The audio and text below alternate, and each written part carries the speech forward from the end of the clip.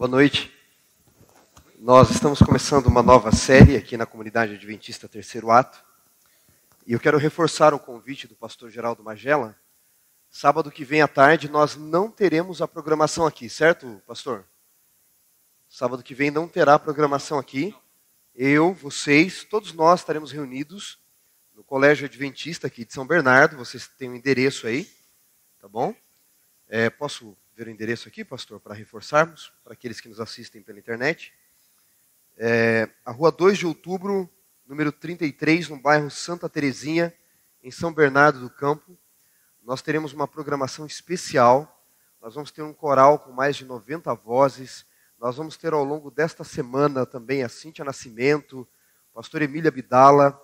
Nós vamos ter lá varal solidário. Se você conhece pessoas que precisa de roupa, lá vai ter isso.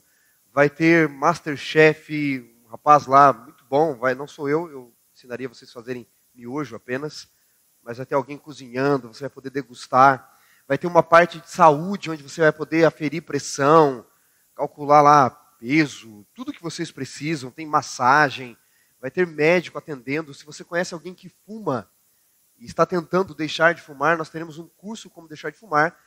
A programação começa às 7h da noite, mas 40 minutos antes ali, mais ou menos umas 7h20, 7h15, nós estaremos com o curso como deixar de fumar também. Então tem muitas atividades envolvidas ali. Convide seus amigos, faça plano para você estar.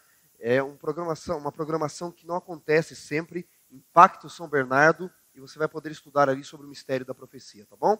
Então, excepcionalmente, no sábado que vem, nós não estaremos com a nossa série aqui, O Ser de Deus e a Trindade, mas depois no outro sábado, fora sábado que vem, aí nós retomamos, tá bom? Muito bem. Abra sua Bíblia, por favor, em Isaías, capítulo 6.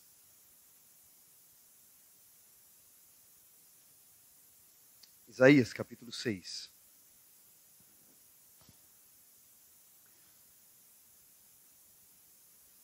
Estudarmos sobre o ser de Deus não é uma coisa tão simples assim. Porque nós somos finitos e Deus é infinito. Nós somos limitados, Deus é ilimitado. Nós somos temporais, Deus é eterno. Alguém já no passado sabiamente comparou o conhecimento todo de Deus como a água de todos os oceanos e a mente humana como um copinho d'água. Como compreendermos tudo de uma só vez? Então é um tema que, sem dúvida alguma, você e eu, nós temos que nos aproximar com muito cuidado, com muito respeito, com muito carinho, com muita reverência, para estudarmos o tema de Deus. A Bíblia, no entanto, não nos deixa às cegas quanto ao ser de Deus, quanto ao caráter de Deus, quanto à personalidade de Deus. Há diversos textos nas Escrituras Sagradas que falam-nos um pouco sobre quem Deus é. Deus, para se revelar a nós, ele se diminui, de certa forma, para compreendermos a sua revelação. Mas nós vamos estudar tudo isso ao longo desta série, ok? Em Isaías, no capítulo 6, Isaías tem uma visão de Deus, e o profeta, inspirado, voltando da visão, ele relata o seguinte: no ano em que morreu o rei Uzias, eu vi o Senhor assentado no alto e sublime trono. As abas de suas vestes enchiam o templo, serafins por cima, cada um com 6 asas, 2 cobrindo o rosto, 2 os pés, e 2 voando, clamavam, dizendo: Santo, Santo, Santo é o Senhor dos exércitos. Toda a terra está cheia da sua glória. As bases do limiar se moveram à voz do que clamava. A casa se encheu de fumaça. Então disse eu: ai de mim, eu estou perdido. Porque eu sou um homem de lábios impuros, habito no meio de um povo de impuros lábios. E os meus olhos viram o Rei, o Senhor dos exércitos. Então ele diz no verso 8, depois disto ouvi uma voz, a voz do Senhor, que me dizia: a quem enviarei? Quem há de ir por nós? Curiosamente, quando o profeta teve a visão e ouviu a voz de Deus, Deus não se apresentou no singular. Deus se apresentou de forma plural. Quem há de ir?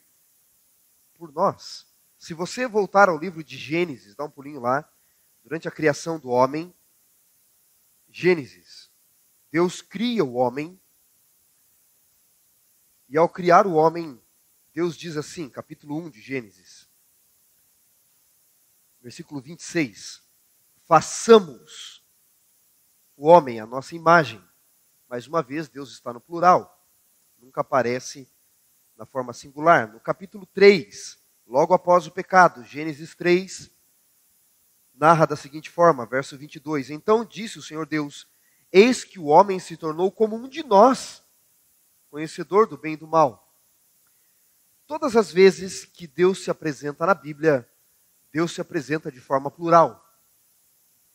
Inclusive, a própria expressão para Deus em hebraico, El. Há diversas expressões, nomes, pelos quais os judeus se referiam a Deus, para evitar o uso do tetragrama hebraico Yahweh, traduzido no português como Jeová, porque Deus havia dito, não tome o nome do Senhor teu Deus em vão, então eles chamavam de Adonai, de El, de Elohim, especialmente. Toda vez que em hebraico aparece a expressão im no final, está no plural. El, Deus. Elohim, Deus no plural. E quando a Bíblia se refere a Deus, ela sempre usa essa expressão Elohim. Sempre aparece Deus de forma plural. Deus nunca está só. Deus nunca está isolado na Bíblia. Mesmo na criação. O texto bíblico começa dizendo, em Gênesis capítulo 1, no princípio criou Deus os céus e a terra. É o Deus Criador. Depois no verso 2 diz que o Espírito de Deus pairava por sobre as águas. Veja, nós vemos dois seres da Trindade Celestial presentes aqui pelo menos. Mas se você for para o livro de Hebreus, dá um pulinho lá em Hebreus capítulo 1, lá no Novo Testamento, você vai encontrar uma outra informação, que nós precisamos analisá-la, não podemos ignorá-la. Diz Hebreus 1, a partir do verso 1, havendo Deus outrora falado muitas vezes, de muitas maneiras aos pais pelos profetas, neste último dia nos falou pelo Filho, a quem constituiu o herdeiro de todas as coisas. Verso 3. Desculpe, final do verso 2. Pelo qual fez também o universo. Este Filho, Jesus Cristo, que Deus constituiu o herdeiro de todas as coisas. O autor de Hebreus diz que este Filho é aquele pelo qual Deus fez todas as coisas. Ou seja, se Hebreus diz que por Jesus Deus fez todas as coisas, em Gênesis 1 diz, no princípio criou Deus os céus e a terra, e depois diz que o Espírito de Deus pairava por sobre as águas. Mas Paulo faz uma coisa interessante. Se você der um pulinho no livro de Colossenses, dá um pulinho em Colossenses, por favor. No capítulo 2, a partir do verso 13, ocorre o seguinte. Quando a Bíblia diz em Gênesis 1, no princípio criou Deus os céus e a terra, certo? Em hebraico está escrito assim, Bereshit, no princípio, Bará, criar do nada, no princípio criou Deus do nada, Eret Hashamai Veharetz, os céus e a terra.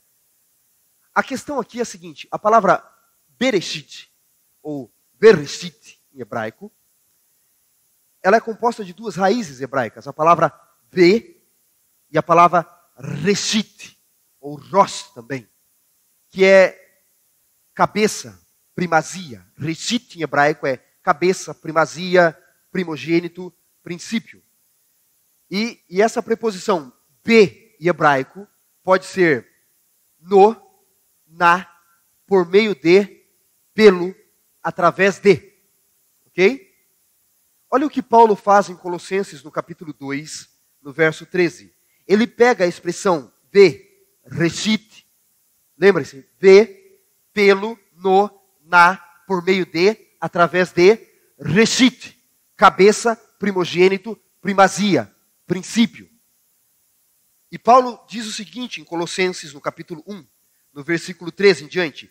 Ele, Jesus Cristo, nos libertou do império das trevas, desculpem, Deus, não é? E nos transportou para o reino do seu Filho, esse é Jesus Cristo.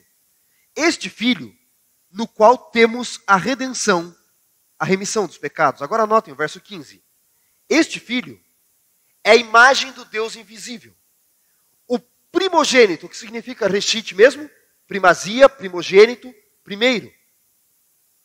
E ele diz mais, Pois nele foram criadas todas as coisas, nos céus e sobre a terra, visíveis e invisíveis. Sejam tronos, soberanias, principados, potestades. Tudo foi criado por meio de, que é a mesma expressão de Gênesis 1. Ele é antes de tudo. Nele tudo subsiste. Ele é a cabeça, reshit, do corpo da igreja, o primogênito dentre os mortos, para em todas as coisas ter a primazia. O que Paulo está fazendo aqui, senhores? Ele está dizendo que aquela expressão em Gênesis 1, no princípio, não é um tempo no passado, é uma pessoa.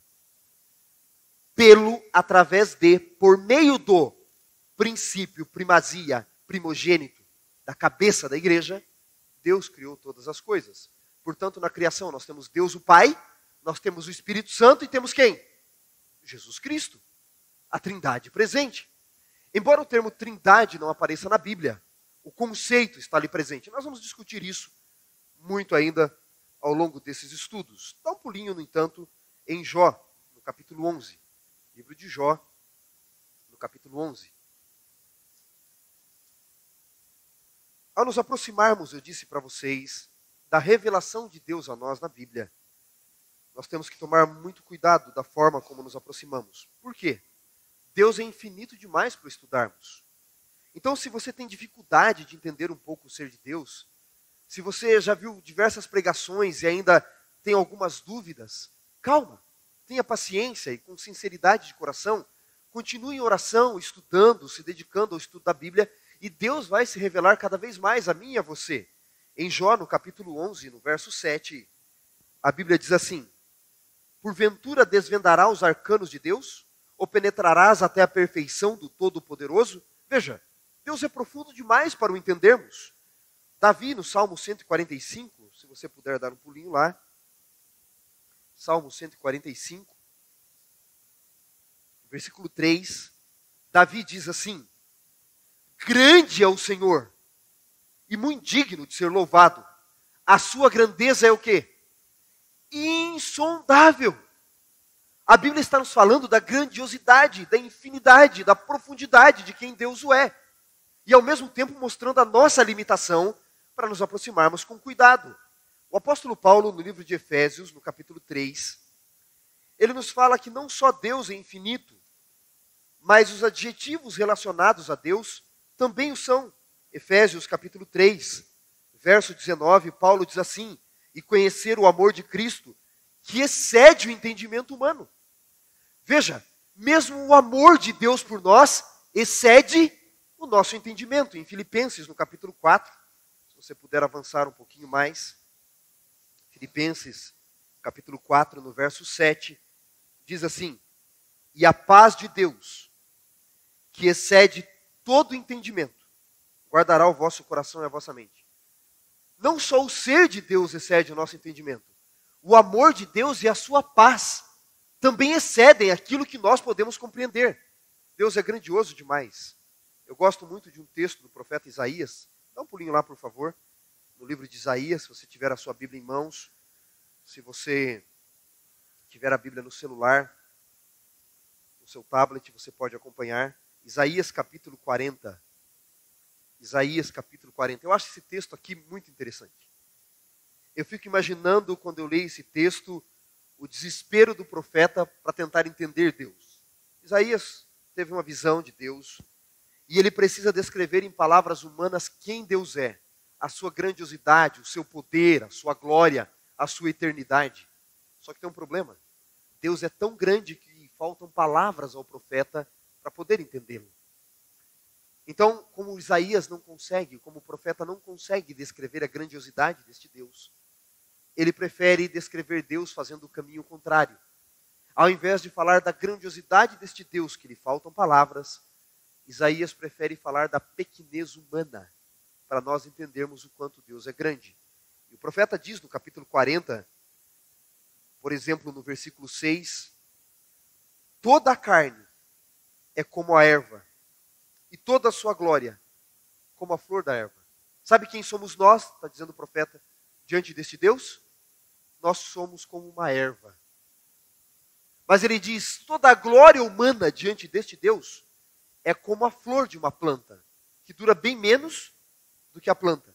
Mas não contente. Ele diz no verso 8, seca-se a erva, cai a sua flor, mas a palavra do nosso Deus permanece eternamente.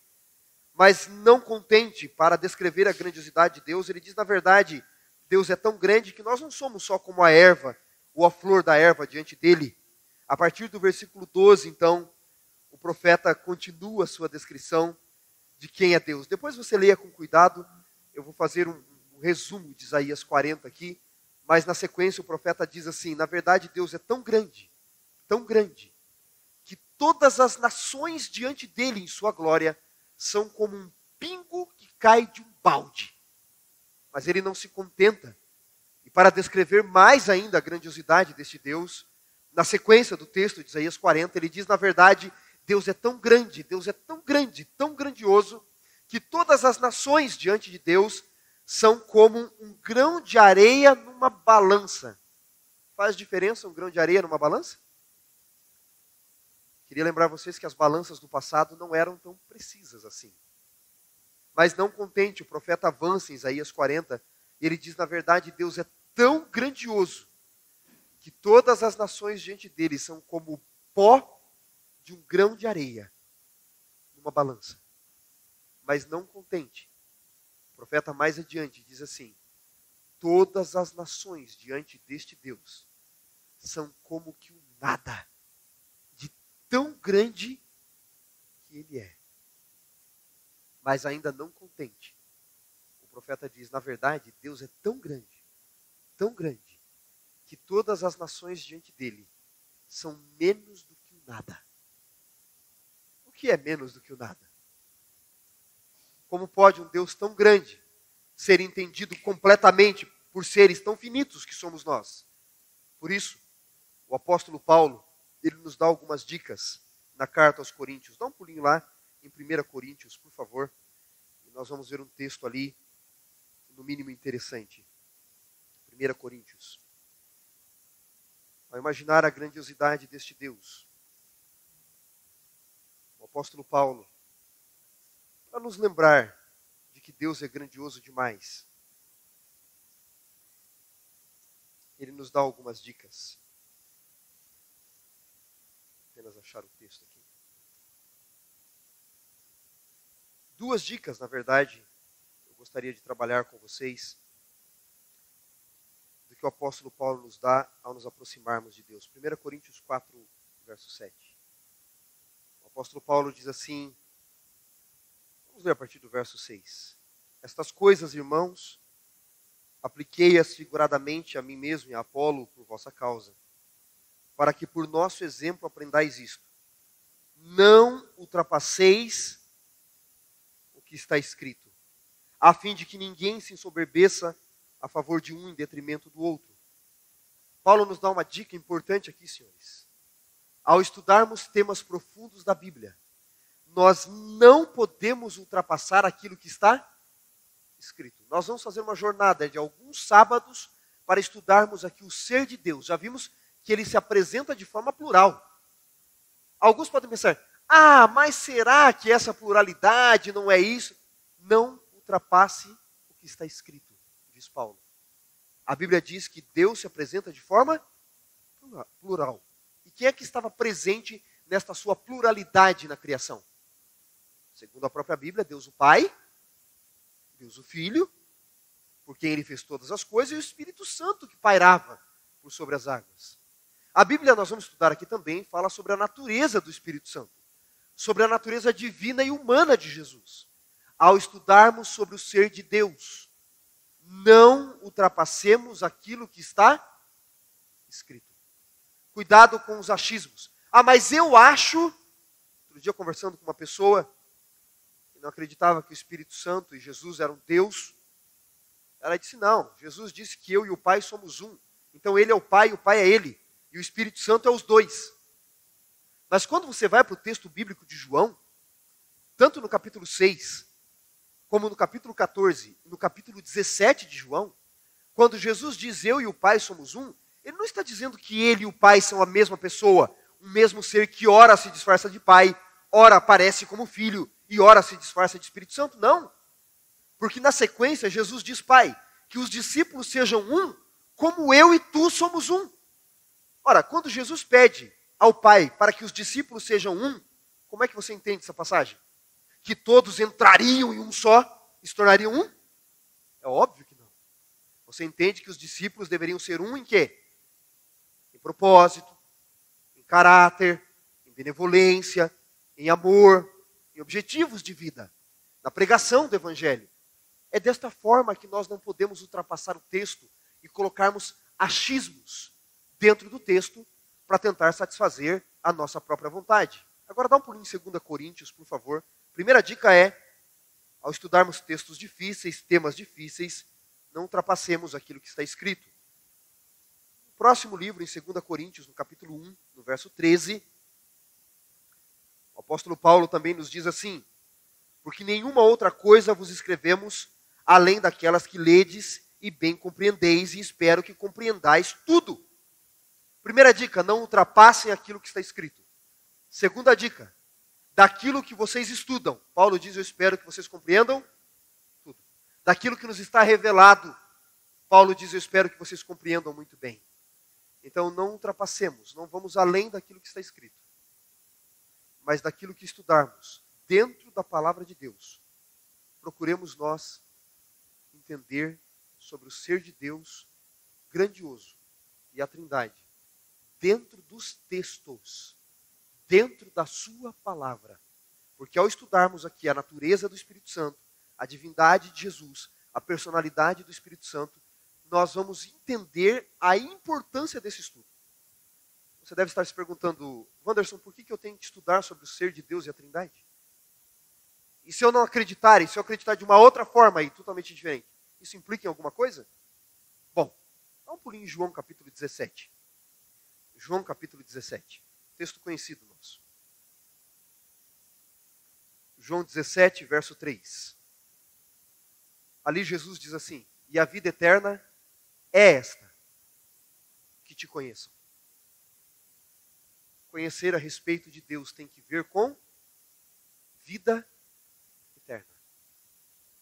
Uma concepção errada de quem Deus é, de quem Jesus é, de quem é o Espírito Santo, pode com certeza nos afastar do caminho da salvação. Por que pode nos afastar do caminho da salvação? Uma compreensão equivocada destes três seres distintos da deidade celestial. Porque os três estão envolvidos diretamente na obra de redenção do homem. Aliás, deixe-me deixar uma coisa clara aqui. A própria expressão que nós usamos para conhecer esses três seres distintos da deidade celestial, Pai, Filho e Espírito Santo, é uma revelação de Deus a nós. Não que esse seja o nome dele, senhores. A Bíblia é revelação de Deus, da vontade de Deus, pós-pecado. Antes do pecado, como é que Deus falava com a humanidade? Face a face. Boca a boca. Mas o pecado nos separou de Deus. Quando o pecado nos separa de Deus, e Deus se torna desconhecido a nós, por assim dizer, Deus escolhe se revelar a nós através da Bíblia na forma como Ele se revelou. E estes três que nós conhecemos como Pai, Filho e Espírito Santo, lá no conselho da deidade do universo, os maiores poderes do universo, eles escolheram se revelar a nós como Pai, como Filho e como Espírito Santo. Vocês acham que na eternidade eles se chamavam assim? E aí, pai, beleza? Ô, filho, viu o Espírito Santo hoje? Ah, não vi. Acho que viu, ele está em todo lugar ao mesmo tempo. Óbvio que não, senhores. Isso é contexto de revelação, conhecido a nós. Seria mais fácil de nós nos compreendermos desta forma, visto a sua grandiosidade. Eu li diversos textos dizendo que é impossível sondar as coisas profundas, a grandiosidade de Deus. Até o amor de Deus, não é? Paulo diz que excede o nosso entendimento. Então, como ele é grande demais, Deus escolheu se revelar a nós desta forma. Philip Yancey, uma passagem muito conhecida do seu livro, que ele diz assim: nós homens costumamos usar máscaras para nos esconder. É ou não é? Colocamos a máscara do trabalho, a máscara do marido, da esposa, do filho, do colega de faculdade, a máscara do crente. Nós usamos máscaras na sociedade. E ele diz, os homens costumam usar máscaras para se esconder. Deus costuma usar máscaras para se revelar. Porque ele é tão grandioso que nós não o compreenderíamos na sua totalidade e até naquilo que é essencial para a nossa salvação. Então Deus escolheu se revelar a nós como Pai, Filho e Espírito Santo. Não entenda, porém, que eles têm diferença de poder, de autoridade. Muito pelo contrário. Não é assim. É uma forma que eles escolheram para que nós pudéssemos entendê-los de forma melhor. Apenas isso. Não há hierarquia. Não há hierarquia. Há uma hierarquia na consecução do processo de redenção. Apenas isso. Não de poder e glória e eternidade. Em João 10, Jesus diz, ninguém pode tomar a minha vida. Ninguém. Se ele fosse menor do que o Pai, o que ele diria? O Pai pode, porque ele é maior. Quando Jesus diz que o Pai é maior do que eu, no próprio Evangelho de João, ele não está dizendo que o Pai é maior do que ele na eternidade. Ele está falando do que Paulo fala em Filipenses, no capítulo 2, a partir do verso 5, que no processo de redenção, Jesus se reduziu à forma de servo. Aqui na terra, ele escolheu se reduzir. Mas ele mesmo diz, ninguém tem poder de tirar a minha vida. Eu mesmo a dou e torno a tomá-la. Porque ele é Deus. Nós vamos discutir mais sobre a divindade de Jesus ainda. Mas é apenas um panorama geral. O mesmo Philip Yancey, ele conta uma história muito interessante para nos ajudar a entender esse tema. Ele diz que ele tinha na casa dele um aquário. Ele adorava peixes. Mas toda vez que ele se aproximava dos peixinhos do aquário para alimentar, os peixes se escondiam entre as pedras do aquário. Os peixes tinham medo dele. E ele não entendia, no princípio, por que eu amo tanto os peixinhos, eu cuido deles, eu mantenho a vida deles, eu troco a água para que eles possam viver, eu ponho a raçãozinha deles, e ainda assim, todos os dias, fazendo isso religiosamente, eles têm medo de mim. Então ele escreve no seu livro que, com o passar do tempo, ele entendeu por que os peixes tinham medo dele. Vocês já viram a imagem através de um aquário, como fica o peixe maior? Para quem está do lado de dentro, nós também ficamos bem maior. E já somos maiores. Ele diz, eu era grande demais para eles. E por ser grande demais, eu causava medo. Se eu quisesse que os peixinhos entendessem que eu os amava, que eu mantinha a sua vida, que eles deveriam me aceitar como mantenedor da vida deles, o que é que eu deveria fazer se pudesse? Virar um peixe. Agora imagina que eu pudesse virar um peixe, diz ele. Entrasse no aquário, cuidasse lá de entrar no aquário, aprendesse o linguajar peixeis. Lá no Nemo nós aprendemos que eles falam baleês também, não é? E ali, falando o peixeis, eu dissesse para eles, olha, eu estou aqui como peixe, mas na verdade eu não sou um peixe. Eu me empeixei ou me encarnei, seria? Eu me empeixei, né?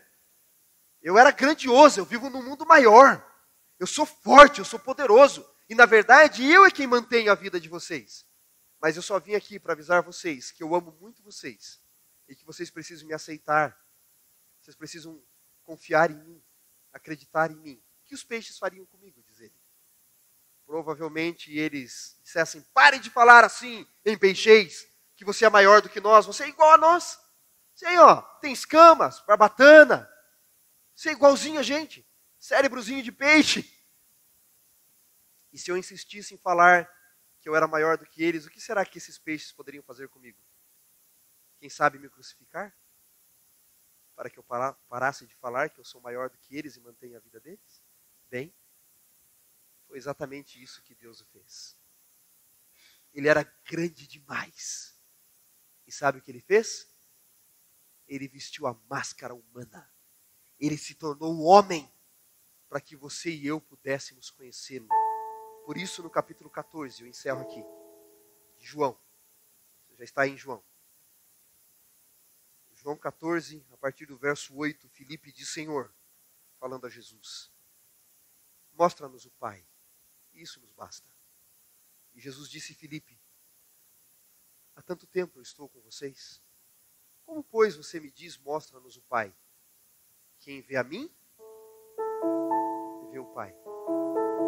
Deus era tão grande para a gente entender, que Ele se tornou igual a nós. Há uma música do Fernando Iglesias que diz assim: eu sei o que é ser homem, eu sei o que é ser anjo, eu sei o que é ser Deus. Mas de todas essas coisas, a mais difícil é ser Deus. Para se revelar aos anjos, que eram filhos amados de Deus, sabe o que Deus fez? Se tornou um anjo, o arcanjo Miguel. Que um deles até disse: não, ele é igual a mim, não vou adorá-lo. Para se revelar aos homens, se tornou homem. Deus sabe o que é ser anjo. Deus, o que é ser anjo, o que é ser homem. Mas Ele diz: de todas estas coisas, a mais difícil é ser Deus. O que você faria se fosse Deus? Não pense em destruir aí o alto escalão jurídico do nosso país, por favor. Não faça isso. Estalaria os dedos e curaria todas as pessoas do mundo? Diria para as pessoas que você as ama, mas você é grande demais, iria assustá-las. Talvez você teria que, como Deus, aprender que elas só iriam te entender, não você fazendo a vontade delas toda hora. Não você revelando a sua glória toda hora, mas a ocultando, se tornando igual a eles. Essa mesma música diz como é difícil querer falar para as pessoas, mas ter que usar a voz do mar. Como é difícil poder tudo e ao mesmo tempo não poder fazer algumas coisas. Este Deus, Ele se revela a nós, se rebaixando, se humilhando, para revelar a sua grandiosidade. Olha que curioso. Para revelar o quanto é grande, Ele se torna pequeno. O quanto é primeiro, se torna o último. O quanto é Senhor, se torna servo. O quanto é poderoso, se torna frágil. Ao longo destas noites de sábado, nós vamos estudar a respeito da deidade, personalidade e divindade do Espírito Santo, natureza humana e divina de Jesus, a obra do Espírito Santo na Bíblia, no Evangelho de João, na nossa vida. E vamos estudar a respeito da Trindade no tempo de Apocalipse. Eu desafio você a conhecer esse Deus grandioso, olhando para a sua pequenez em Jesus de Nazaré. Deus abençoe você. Senhor Deus e Pai, ao longo destas noites, enquanto estivermos estudando a respeito da Tua revelação sobre si mesmo, seu caráter, a sua natureza, a sua revelação, a história da redenção, que pelo Espírito Santo o Senhor nos ajude a entender, Pai, que não podemos ir além daquilo que está escrito, mas daquilo que nos está revelado, o Senhor espera que a gente compreenda muita coisa. Nos ajude a entender também que em Jesus Cristo nós podemos conhecê-lo, mas que se o homem foi criado à sua imagem, as pessoas podem ver o Senhor através de nós também. Podemos nós ser o espelho de Deus, o espelho do rosto de Jesus, das ações do Espírito Santo, que as pessoas vejam Deus em nós. Oramos em Teu nome. Amém. Deus abençoe você. Uma boa semana.